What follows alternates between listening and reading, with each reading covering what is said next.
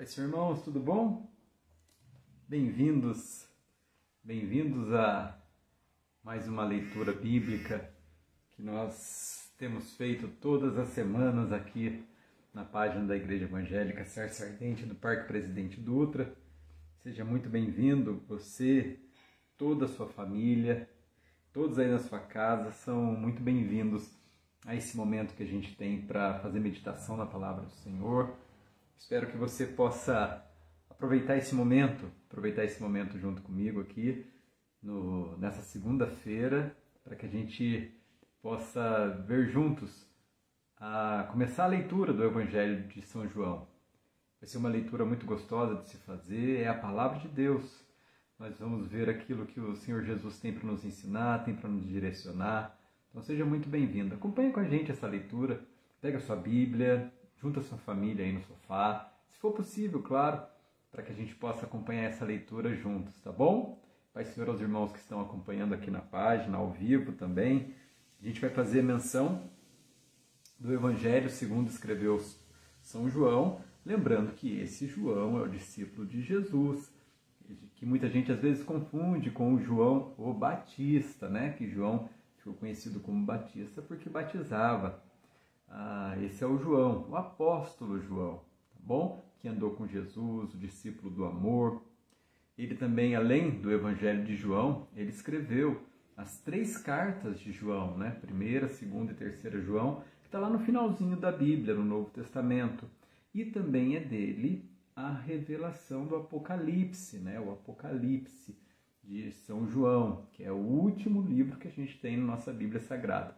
Então, é sobre o Evangelho do João que a gente vai ler nesse momento, vai acompanhar junto essa leitura, tá bom? Quero convidar você, antes de mais nada, para orar comigo, para a gente poder fazer a menção da palavra do Senhor, tá bom? Ora junto comigo aí na sua casa. Senhor Jesus, nessa noite nós agradecemos pela oportunidade de estarmos aqui nessa noite para aprender acerca da palavra do Senhor. Eu peço ao Senhor, no nome do Senhor Jesus, que abençoe cada um dos meus irmãos que estão ouvindo essa mensagem, cada um dos meus irmãos que estão nos seus lares, que estão às vezes nos seus afazeres, que possa ter um momento nessa noite para ter um lugar para ouvir a voz do Senhor.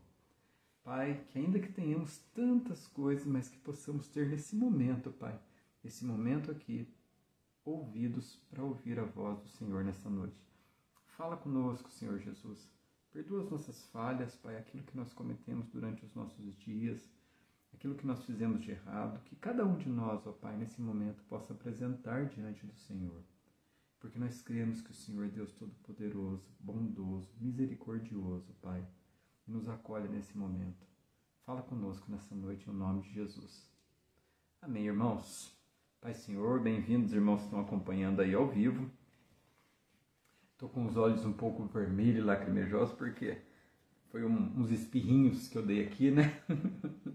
Esses espirros que pegam a gente de surpresa. Então, por isso os olhos até lacrimejam. E não é emoção não, tá? Foi espirro mesmo, tá, irmãos? A gente vai fazer menção no Evangelho de João. Se você está com a sua Bíblia Sagrada, ela física assim, ó. O Evangelho de João, ele fica no Novo Testamento, né? A parte do Novo Testamento que a gente vai fazer leitura agora. Como disse para os irmãos, a autoria desse Evangelho é do próprio João. João, que ele era filho de Zebedeu. As Escrituras Sagradas trazem para a gente essa informação. Tanto ele era filho de Zebedeu, que tinha um outro irmão dele também, que acompanhava Jesus, que era o irmão Tiago. Então, João, irmão de Tiago, tá bom? E a gente vai ver agora aquilo que ele deixou relatado sobre Jesus. É uma narrativa que ele tem um pouco com alguns outros detalhes que os outros evangelhos às vezes não nos trazem. Não que um evangelho esteja melhor ou pior que os outros. Eu lembro na minha adolescência que muitos me falavam assim, olha, esse evangelho é melhor, esse aqui é pior, esse puxa a sardinha para um lado, esse para o outro. Não, são evangelhos da palavra de Deus que complementam e ensinam para a gente. E é muito importante a gente saber também que se fosse para registrar tudo aquilo que o Senhor Jesus fez, não caberia nos livros. Então, aquilo que o Senhor nos concedeu saber, que foi preservado durante o tempo, é isso que a gente tem e vai fazer menção também hoje, nessa noite, tá bom? O Evangelho segundo escreveu São João. Eu vou utilizar uma versão um pouco anterior, para que a gente possa acompanhar, se você tem essa versão um pouco anterior, né? Eu sei que tem versões mais atualizadas hoje em dia, que são muito mais fáceis a leitura. Eu vou utilizar um pouco anterior e a gente vai lendo junto, versículo por versículo, tá bom? Então fica aqui comigo para a gente acompanhar. Diz assim, Evangelho de São João, capítulo 1, verso 1. No princípio era o Verbo, e o Verbo estava com Deus, e o Verbo era Deus. O Verbo é a palavra, é o Logos. Ele estava no princípio com Deus, irmãos. Esse texto ele revela para a gente o Verbo, Jesus Cristo de Nazaré, estava com o Pai.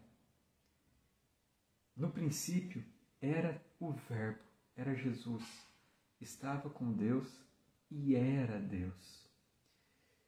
Talvez durante a caminhada os irmãos podem ter encontrado pessoas que às vezes não entendem que Jesus Cristo de Nazaré é Deus. É o Deus Todo-Poderoso, Pai da Eternidade, Príncipe da Paz, Conselheiro. Mas a Bíblia Sagrada já nos relata que ele estava com Deus. Ele era Deus. Ele estava no princípio com Deus. Todas as coisas foram feitas por ele. Por ele quem? Pelo Verbo, pela Palavra, por Jesus Cristo. E sem ele, nada do que foi feito se fez. Sem ele, nada do que foi feito se fez. Nele estava a vida, e a vida era a luz dos homens. E a luz resplandece nas trevas, e as trevas não a compreenderam. A luz, ela ilumina, ela alumia todas as trevas. Onde há luz, há ausência de escuridão. Onde a luz chega, a escuridão é dissipada, quer seja no ambiente físico das nossas casas, quer seja dentro dos nossos corações. Quando há a luz, as trevas são dissipadas. Mais para frente, o evangelista, assim também é conhecido, o São João, o discípulo João, filho de Zebedeu, irmão do Tiago, o evangelista João, mais para frente ele vai relatar um pouco mais para a gente sobre a luz, onde as pessoas às vezes não querem ir para a luz a fim de que as suas obras não sejam reveladas ou manifestas. Verso 4. Houve um homem enviado de Deus, cujo nome era João. Aí o evangelista João, não falando de si mesmo, mas falando de um João.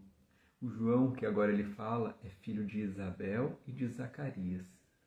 Ele veio para testemunho, para que testificasse da luz, para que todos crescem por ele. Para que todos crescem por ele. Não era ele a luz, mas para que testificasse ou para que testemunhasse da luz, para que falasse sobre a luz. Ali estava a luz verdadeira que ilumina a todo homem que vem ao mundo. Ali na onde? No Verbo, na Palavra. Estava no mundo e o mundo foi feito por ele. E o mundo não o conheceu. Veio para os que era seu, ou veio para os seus familiares ou no seu país. E os seus não o receberam. Ele veio como promessa, uma promessa antiga de Deus para o povo judeu. Mas o povo judeu, que teve a oportunidade de receber a luz, o Verbo, a Palavra de Deus, que havia sido profetizado nos profetas, dizendo que, ó tu, Belém de Eufrata, a pequenina da cidade, que o filho nasceria de uma virgem, na cidade de Belém. Eles não receberam. Jesus veio para os seus, ou seja, para os judeus, no seu país, mas os seus não o receberam. é interessante a gente começar, ainda que seja por relâmpagos ou por simples lampejos, a gente entender que tudo está dentro do controle de Deus. Deus permite que Jesus venha e venha para os seus, para o povo escolhido de Deus. E ao mesmo tempo, Deus permite que os corações judios, que alguns judeus endureçam os seus corações, ou melhor, faz com que esses judeus endureçam os seus corações, para que esse Jesus, que ali profetizado para as pessoas que estavam naquele país, esse Senhor Jesus pudesse ser levado para todos os povos, línguas e nações, ali em Jerusalém, na Judéia, na Samaria, até os confins da terra. Grande sabedoria de Deus. Quão grande é o nosso Deus. O apóstolo Paulo fala, insondáveis são os seus caminhos. Mas, verso 12, a todos quanto o receberam, deu-lhes o poder de serem feitos filhos de Deus, a saber, os que creem no seu nome, os quais não nasceram da vontade do homem, do sangue, nem da vontade da carne, nem da vontade do homem, mas nasceram segundo a vontade de Deus. E o Verbo se fez carne, a palavra encarnou, o Deus Todo-Poderoso, Jesus Cristo de Nazaré, se fez carne e habitou entre nós, o evangelista João fala. Nós tocamos nele, nós colocamos a mão nele. Jesus não foi apenas um espírito iluminado que andou sobre a face da terra. Nós tocamos nele, nós apalpamos Jesus Cristo de Nazaré. Nós apalpamos porque o Verbo se fez carne e habitou entre nós e vimos a sua glória. Como a glória do unigênito do Pai, do mesmo gene do Pai, da mesma substância do Pai, cheio de graça e de verdade. João o Batista, no verso 15, fala, João o Batista testificou dele e clamou dizendo, este era aquele de quem eu dizia, o que vem após mim é antes de mim, porque foi primeiro do que eu. Esse que eu estou apresentando para vocês agora, ele veio antes de mim. Ainda que eu, João Batista, tenha nascido primeiro, mas este que eu vos apresento é antes de mim. E todos nós recebemos também da sua plenitude e graça por graça. Porque a lei, meus irmãos, a lei, minhas irmãs, ela foi dada por Moisés. A lei foi dada por Moisés. A graça e a verdade vieram por Jesus Cristo de Nazaré. A graça e a verdade. Deus nunca foi visto por alguém. O Filho unigênito que está no seio do Pai. Já quando eu escrevo esse evangelho, meus irmãos, o Filho unigênito já ascendeu, está lá com o Pai. Esse Jesus Cristo de Nazaré revelou a nós o Deus que nunca foi visto por ninguém. O Senhor Jesus Cristo de Nazaré nos revelou. E este é o testemunho de João, quando os judeus mandaram de Jerusalém sacerdotes e levitas para lhe perguntarem, e aí, João, quem é você, meu camarada, que está falando aí um monte de coisa aí para todo mundo? Quem que é você? E João confessou e não negou. Eu não sou o Cristo. Aí vocês estão me perguntando? Eu sei que vocês têm promessa do Cristo vir. Eu não sou o Cristo. E perguntaram-lhe então, quem és? És tu Elias? E disse, não sou. És tu profeta? E João respondeu também, não. Disseram-lhe, pois, quem és? Para que demos resposta àquele que nos enviaram. Que dizes de ti mesmo? Quem que é você, rapaz? Quem que é você que está falando aí? Fala pra gente, está causando alvoroço, tumulto aí, turbando, conturbando, perturbando. Quem é você? Aí João disse, Eu sou a voz do que clama no deserto, citando o profeta Isaías: endireitai o caminho do Senhor. Endireitai o caminho do Senhor. Irmãos, nesse momento, o templo, onde era feito um sacrifício, onde era o local para falar, onde Deus falava com o povo, onde, através dos profetas ou o sumo sacerdote, Deus não fala do templo, não fala do sumo sacerdote, não. A voz de Deus que clama no deserto. Nesse momento, a voz que clama está no deserto. E perguntaram-lhe, e disseram-lhe: por que batizas, pois se tu não é o Cristo, nem Elias, nem o profeta? João respondeu-lhe, dizendo: eu batizo com água, mas no meio de vós há um a quem vós não conheceis. No meio de vocês, João Batista diz. João Batista, ele tinha uma acidez no seu falar que perturbava os poderosos. Acidez esta que talvez tenhamos perdido e com a proclamação, o anúncio e a denúncia do Evangelho. João Batista não se calava diante das mazelas que ele contemplava.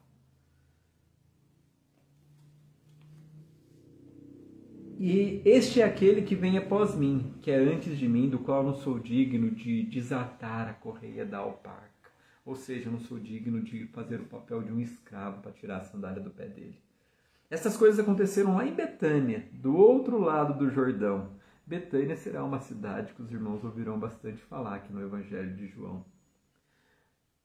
No dia seguinte, João viu a Jesus que vinha para ele e disse: eis o Cordeiro de Deus, que tira o pecado do mundo.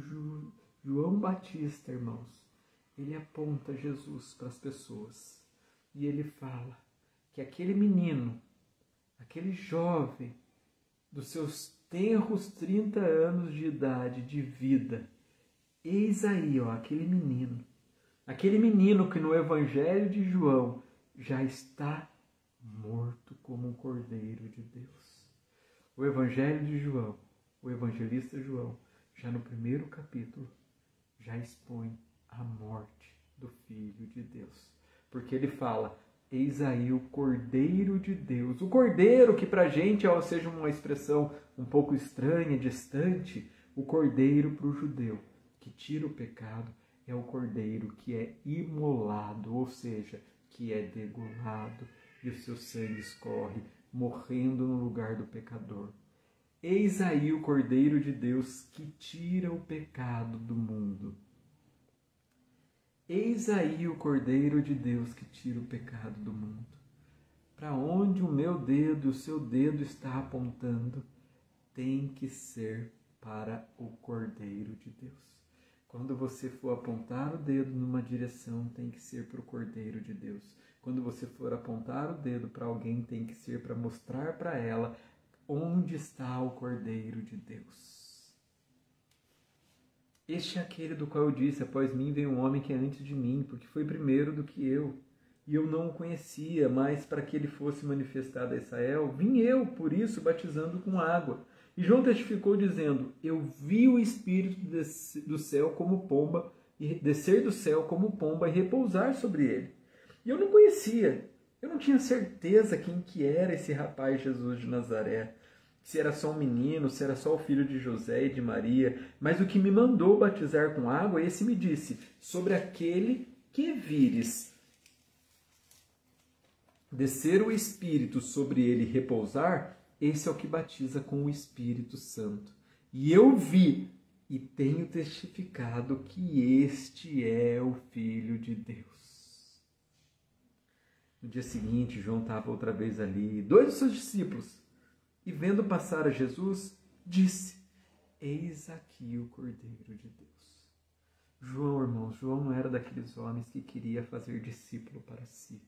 João não era daqueles homens que queria que as pessoas acreditassem no que ele falava, para as pessoas ficarem amarradas sobre ele, para as pessoas pudessem seguir o que ele dissesse, a direção que ele dissesse, o caminho que ele dissesse. João o Batista, ele estava para apontar Jesus Cristo de Nazaré. João estava para apontar o Cordeiro de Deus.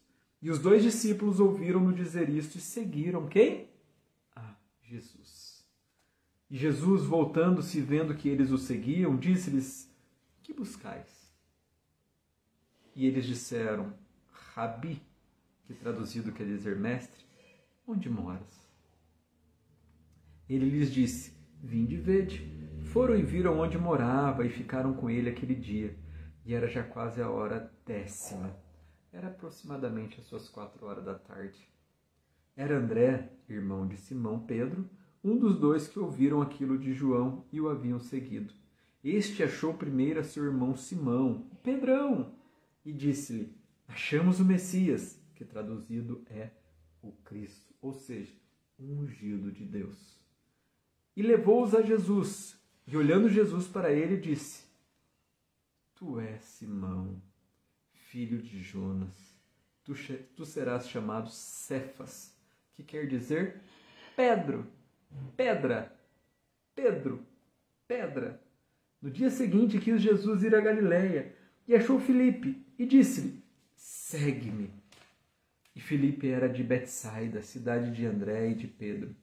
Filipe achou outro irmão, chamado Natanael, outro irmão em Cristo, Natanael, e disse-lhe: havemos achado aquele de quem Moisés escreveu na lei e os profetas, Jesus de Nazaré, filho de José. Jesus, sabe, Nazaré é uma terra que nunca a gente ouvia falar direito na Bíblia. Nazaré é uma terrinha.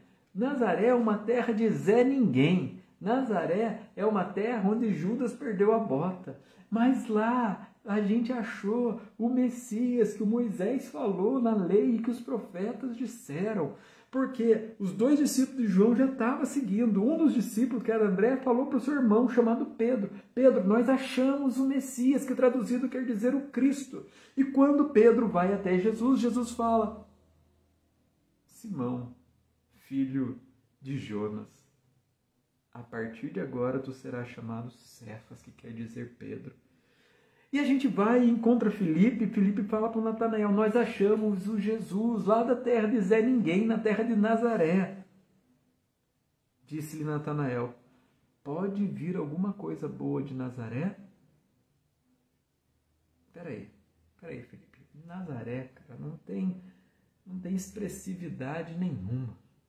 Não é um local conhecido, lá não saiu profeta, lá é uma terra de Zé Ninguém. O que pode sair de bom de Nazaré? O que Felipe fala: vem e vê. Vem e vê. Irmão, você está dizendo para mim que Jesus pode mudar a minha vida? Você está querendo dizer para mim que Jesus pode transformar o meu ser? Você está querendo dizer para mim que Jesus vai fazer uma mudança na minha família? Jesus vai dar um jeito na situação que eu estou vivendo? Mas tem jeito. Esse Jesus faz alguma coisa mesmo? Estou ouvindo um monte de vezes de gente falar: Jesus tem poder, que Jesus faz isso, é eu que tenho que trabalhar, é eu que tenho que fazer. Calma. Vem e vê. Calma. Não vou discutir, não vou brigar, não vou impor. Vem e vê. Jesus viu Natanael vir ter com ele, verso 47, e disse dele: eis aqui um verdadeiro israelita, em quem não há dolo, em quem não há a culpa, em quem não há, que cumpre bem as coisas que têm de ser cumpridas. Disse-lhe Natanael: te conheço? Vem cá. Te conheço, por acaso? Você está falando de mim? Quem você acha que você é para você falar quem eu sou, quem eu deixo de ser, rapaz? Jesus respondeu e disse: antes que Filipe te chamasse, te vi eu, estando tu debaixo lá da figueira, lá com a sua cachola cheia eu vi-o, sei lá, sentadinho debaixo da figueira. Natanael respondeu e disse no verso 49, Rabi, tu és o Filho de Deus, tu és o Rei de Israel. Jesus respondeu e disse-lhe, por que te disse, vi-te debaixo da figueira, crês? Então, peraí, está querendo dizer, pelo simples fato de eu ter visto você, rapaz, debaixo de uma figueira, lá com seus botões, na sua cachola cheia de imaginação, cheia de coisa. Você está querendo dizer, porque eu te vi lá, você está falando para mim que eu sou filho de Deus por conta disso? Coisas maiores do que estas verás, meu filho. Coisas maiores do que esta verás. E disse-lhe, na verdade eu vos digo que daqui em diante vereis o céu aberto e os anjos de Deus subindo e descendo sobre o Filho do Homem.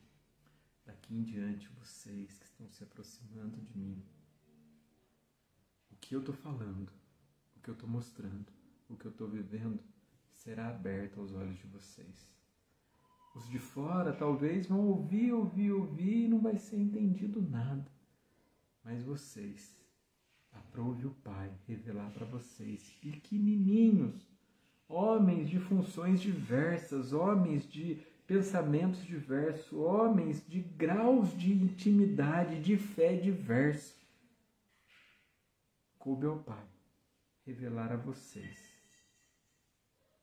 Porque Deus escolhe assim as coisas loucas deste mundo para confundir as que são. Deus escolhe as coisas loucas deste mundo, Deus escolhe eu, Deus escolhe você, Deus escolhe nós. Homens, mulheres, para se revelar, para usar como instrumento.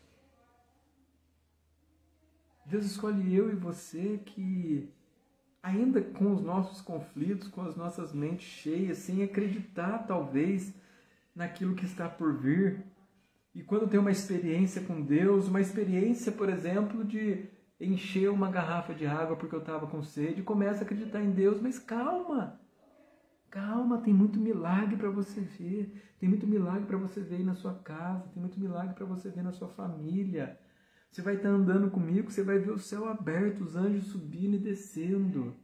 Mas o que é importante nisso? São os anjos? Não, o importante disso é o Filho de Deus, não é o milagre, não é os anjos, não é o céu aberto. O importante é que o Jesus Cristo de Nazaré está entre nós. O importante é que o Jesus Cristo de Nazaré está entre nós. Capítulo 2. E ao terceiro dia fizeram-se umas bodas em Caná da Galileia. Estava ali a mãe de Jesus. E foi também convidado Jesus, os seus discípulos para as bodas. E faltando vinho, a mãe de Jesus lhe disse, não tem vinho. Jesus, não tem vinho. Jesus, vamos ajudar. Não tem vinho. Jesus, disse-lhe Jesus, mulher, que tenho eu contigo? Ainda não é chegada a minha hora. Mulher, aqui é uma festa. Aqui é uma festa, acabou o vinho. Ainda não é chegada a minha hora. Ainda não é chegada a hora de eu me revelar. Na verdade, também, em muitas vezes, Jesus, ele não precisava de ibope. Ele não precisava revelar, ele não precisava ficar contando para as pessoas, olha, no dia tal, aconteceu um milagre. Algumas vezes Jesus falava, lá vai, não conta para ninguém. Não preciso de ibope, não. Calma. A minha preocupação não é para que as pessoas venham e comecem a querer me seguir por tudo que está acontecendo. Não, minha preocupação é a pessoa que está sendo curada. Minha preocupação é com a causa. Minha preocupação é aqui. É eu e você. Eu não faço as coisas para querer aparecer. E disse-lhe a mulher, a sua mãe disse aos serventes, fazei tudo quanto ele vos disser. Olha, meu filho está falando que ainda não é chegada a hora, mas aquilo que ele mandar fazer, obedece. Aquilo que ele mandar fazer, faz.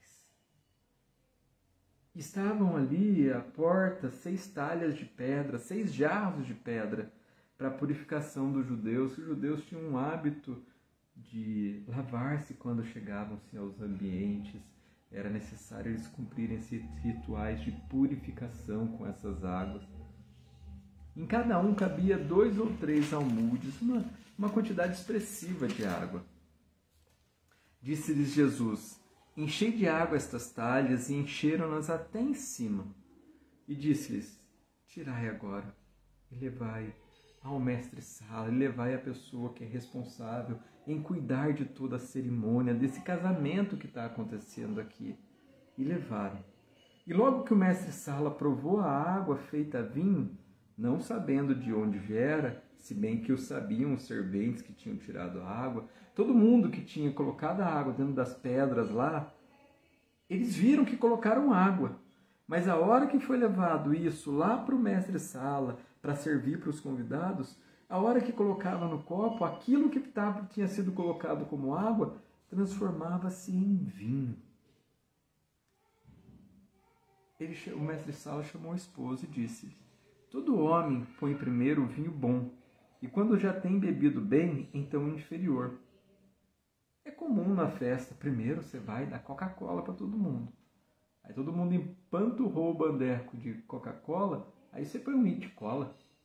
Aí você põe um It-Cola, cara, tá todo mundo empanturrado, é só para ficar beliscando o salgadinho ali, você dá uma Coca-Cola. No linguajar que foi utilizado durante o período, olha, todo mundo põe aquele vinho ótimo. Depois você põe aquele vinho que já está meio entornado lá, meio virando vinagre, que daí o pessoal já está chapando o caneco, aí não tem mais nem paladar. Aí você põe esse vinho pior. Mas você fez o contrário, você colocou o vinho bom até o final. Jesus principiou assim os seus sinais em Caná da Galileia e manifestou a sua glória, e os seus discípulos creram nele. Jesus, irmãos, ele entra em circunstâncias que talvez eu e você falássemos assim: acabou o vinho? Legal, acabou. Mas Jesus entra em lugares que a gente fala: nossa, a situação está assim, rapaz, está difícil. Mas Jesus não, ele entra nessas situações que até a gente olha e fala: ó, é verdade, está difícil mesmo. Jesus entra e faz, e transforma, e restaura. Mas o vinho, mas por que ali o vinho? Por que ele não foi perguntar se naquela boda a mulher era estéril ou não? Por que ele não foi resolver aquilo ou não? Por que não?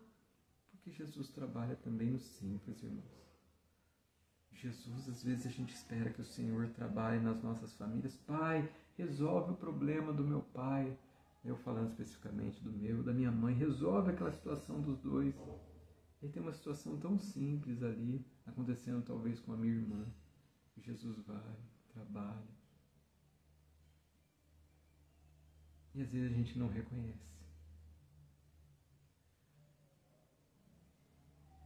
Depois disso, desceu a Cafarnaum, ele e a sua mãe, e os seus irmãos e os seus discípulos, e ficaram ali, não muitos dias, deram um tempinho ali só.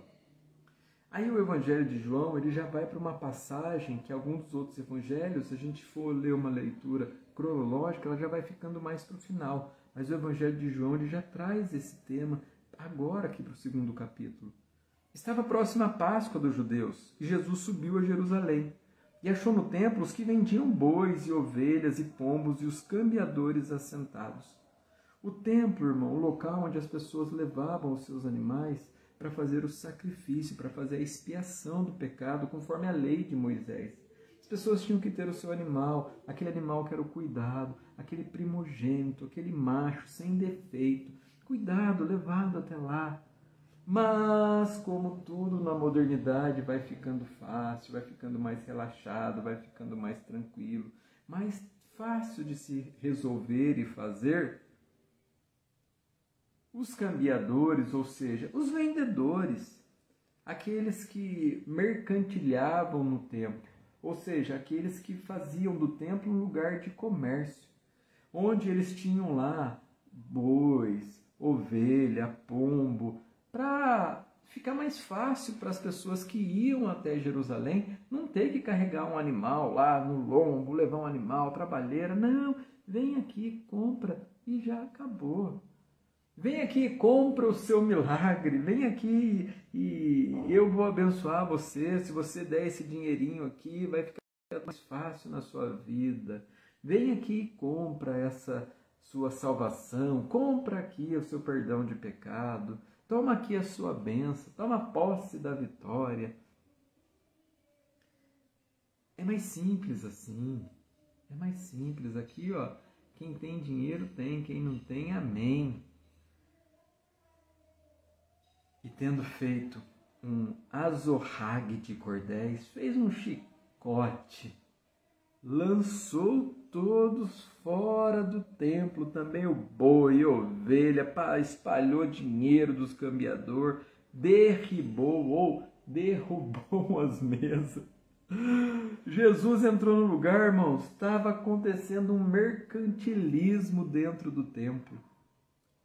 O templo, aquele mesmo templo que Deus tinha falado para Moisés, olha, você vai fazer a tenda e vai ser assim, vai carregar. E Davi queria construir o templo, mas Deus não permitiu que Davi construísse, porque Davi era aquele homem de batalha e briga, e pé para cara, e mão para boca. Ele falou, você não, Davi, mas o seu filho Salomãozinho. O Salomãozinho vai construir esse templo. E ali, onde Salomão estava, e orando, e Deus vem, fala com ele no sonho, e fala, e aí Salomão, o que você quer, meu filho? Salomão fala, eu quero sabedoria para cuidar do seu povo. Então, como você pediu sabedoria, você não pediu riqueza, nem domínio sobre todas as coisas, você vai ser próspero, você vai ser diferente.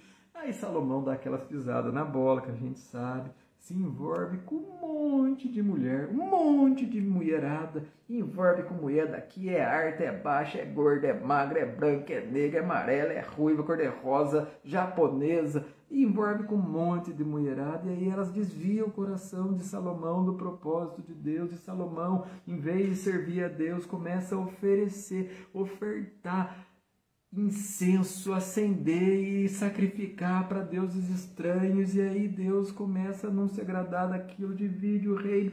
Esse templo, um local que era para habitar a glória de Deus, as pessoas estavam vendilhando nesses locais. E Jesus chega e derruba aquelas mesas, espanta os bois, os gados, sorta tudo. É passarinho voando da gaiola, é galinha cacarejando, é já lá passando pela perna de um, pela perna de outro. Jesus faz isso. E com um chicote na mão. Talvez o templo da minha vida, da sua vida, os nossos corações, às vezes fica cheio de coisas que não eram para estar ali, cheio de cacarecos. Tem hora que Jesus vem com uma voz mansa, uma voz suave e tira. Tem hora que Jesus vem chicoteando tudo ali e tira também. E disse aos que vendiam pombos, tirai daqui estes e não façais da casa do meu pai casa de venda. E os seus discípulos lembraram-se do que estava escrito, verso 17, capítulo 2 de João. O zelo da tua casa me devorará, o zelo da tua casa me consome, o cuidado da tua casa me consome. Responderam, pois, os judeus e disseram-lhe, que sinal nos mostra para fazer isto? Quem que é você, cara? Da onde você tem autoridade para chegar aqui e fazer essa palhaçada que você está fazendo aqui?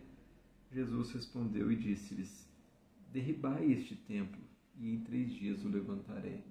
Está vendo esse templo aqui? Vocês sabem quanto tempo que Salomão demorou para construir? Um punhado de anos. A dificuldade que foi. Os judeus entenderam assim.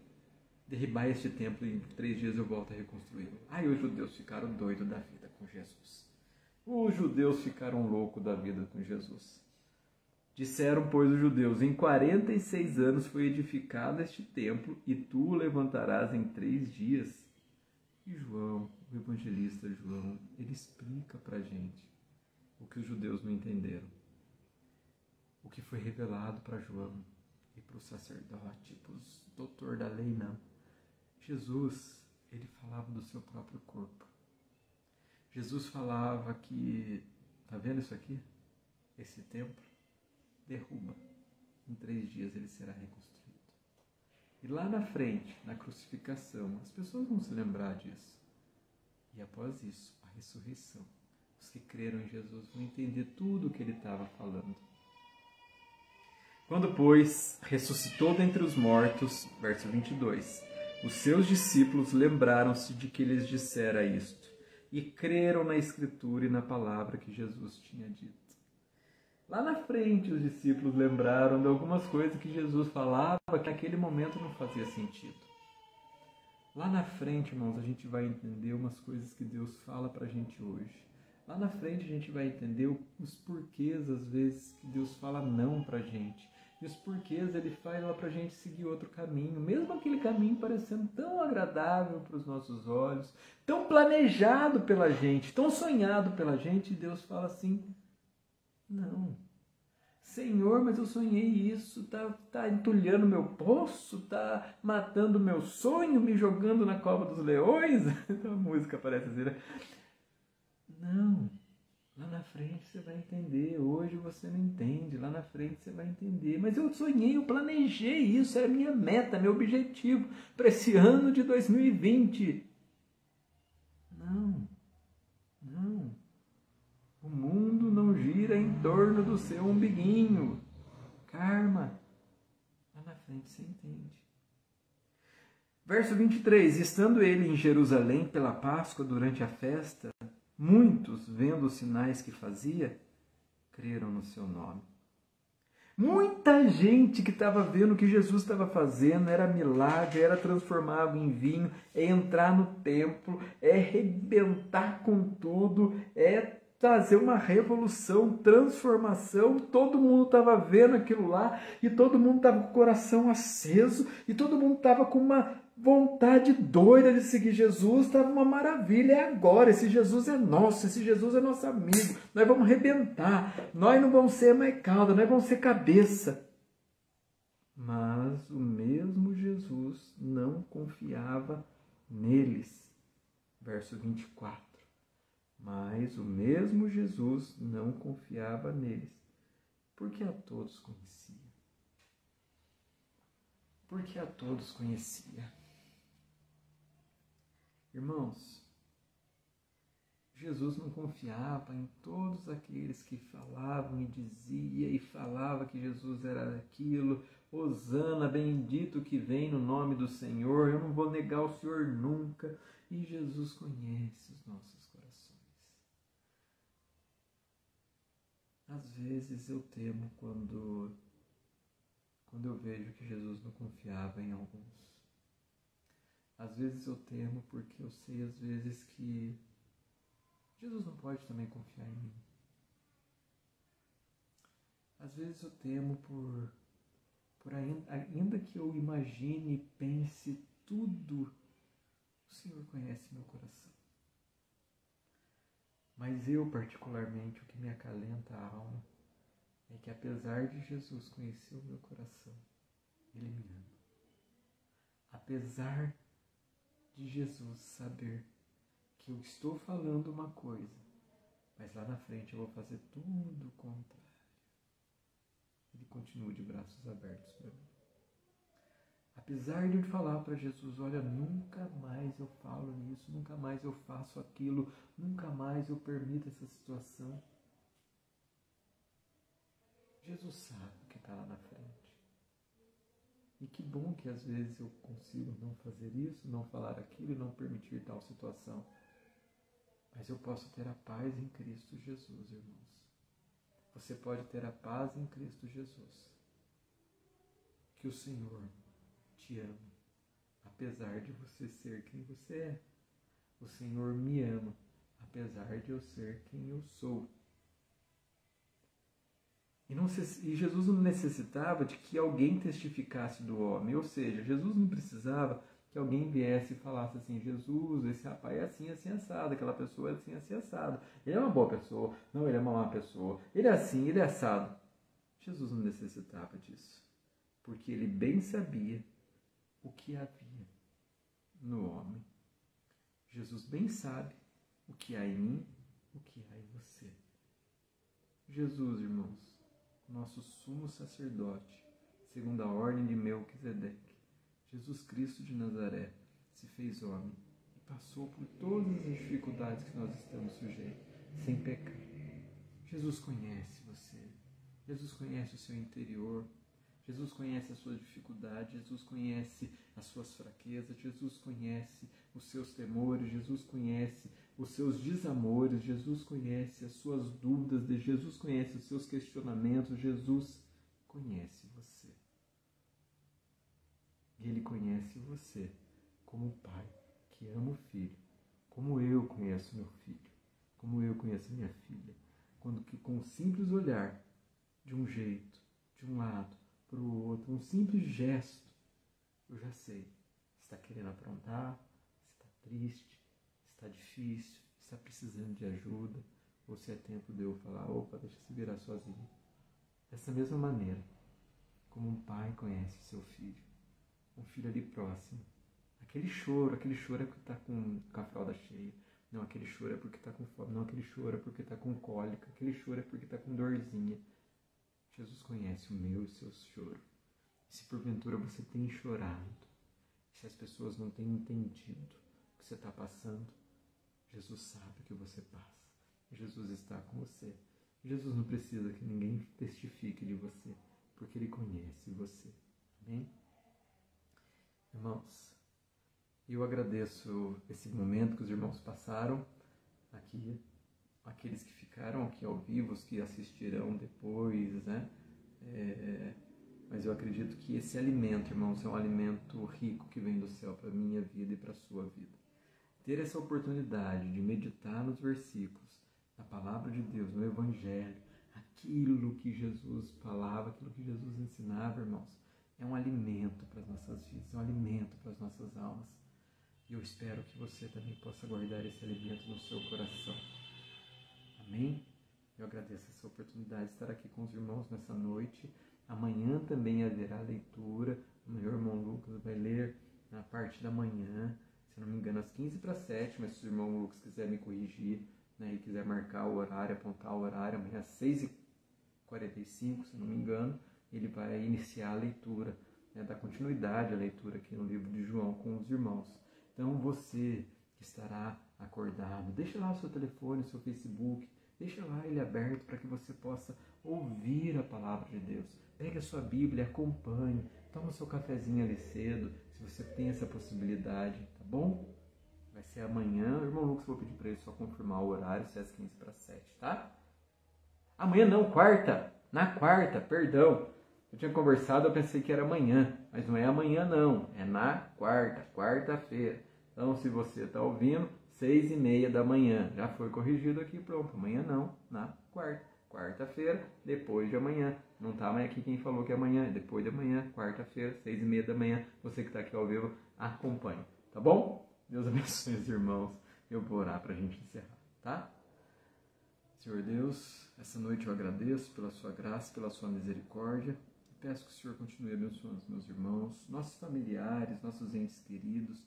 E se há porventura uma situação delicada que cada um dos meus irmãos tem passado, nós sabemos que o Senhor é o Deus da providência e pode, nesse momento, Pai, com apenas uma palavra, Senhor Jesus, transformar.